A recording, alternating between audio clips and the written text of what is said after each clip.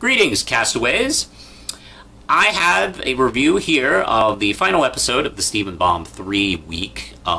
This episode is called Friendship, and this episode wraps up the entire story arc that Steven Bomb 3 had evolved into, which is really...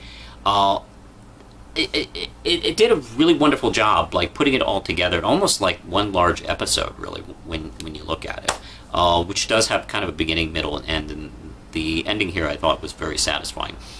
It begins with Peridot over at the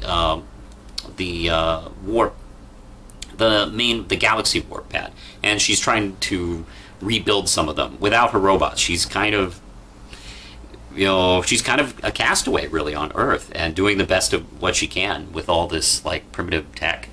Then suddenly the crystal gems show up and attack, and fun little battle ensues.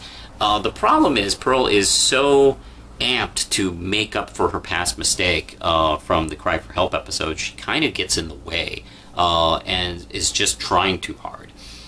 Some really cool battle sequences too. We see Steve use his shield twice, and even Captain America version throwing it.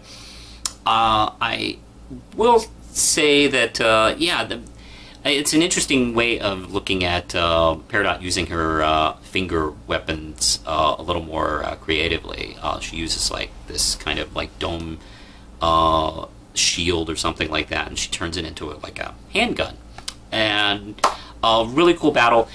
When they get back from not capturing her, Pearl reveals that she's using the escape pod that Peridot had to track her, which is actually a pretty clever way of doing it. It's hooked up to the warp pad, so anytime she uses the warp pads anywhere on Earth, she can find out where she is.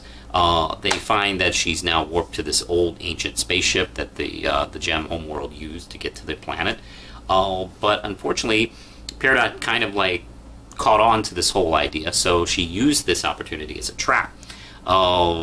In this really kind of I love this sequence where she shows up on the screen and she can barely talk to... because of Batman, I've seen this kind of scene over and over again where the villain shows up on screen and there's some kind of...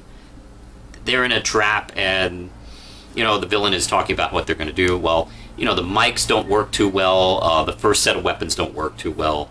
One of my favorite bits in it is Amethyst picks up the microphone and goes, "Yeah, hey, this is Amethyst." I was like, just say, what the, I don't know, I just love the casualness of that. Anyway, they escape, but Pearl and Garnet end up trapped in a single room together that's actually closing in.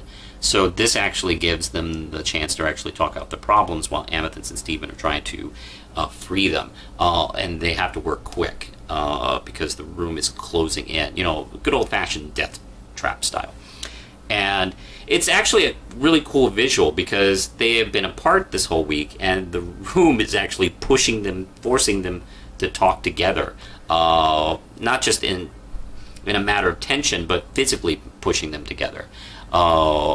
And they really have it out, and it's kind of wonderful how honest they are. And Pearl comes clean, and also Garnet comes clean, and they have to form Sardonyx again to free themselves.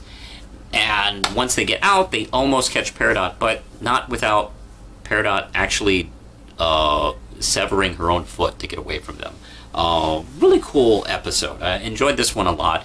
Also, it ends with Pearl and Garnet coming to an understanding and not being 100%. They're not totally buddy-buddy again, but it does look like, things are on the way of being repaired between the two, which I think is a believable way of going about it. Also, one of the things I was hoping we'd see in this episode, and I think we did, is also Pearl turning the page, because we've seen episodes and episodes of her struggling with not only just losing Rose, but also severe codependence issues and self-esteem issues.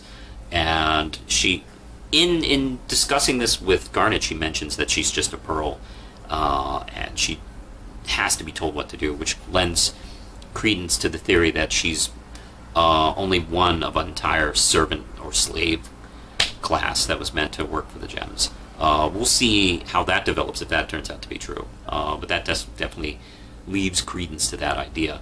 But it does seem like she kind of got this idea in the previous episode of Historical Friction, and now really takes root in this episode.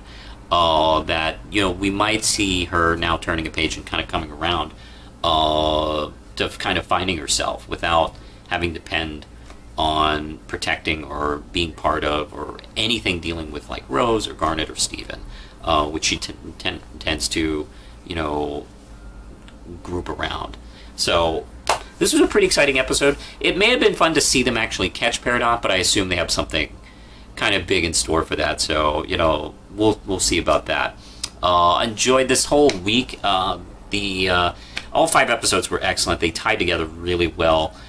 Even the episodes that were more character pieces. I liked how we had the first Cry for Help episode, and which has the, you know, the event, and then we kind of watch the fallout, and then we kind of tie it back together. This is really, really good storytelling, really good character work this week.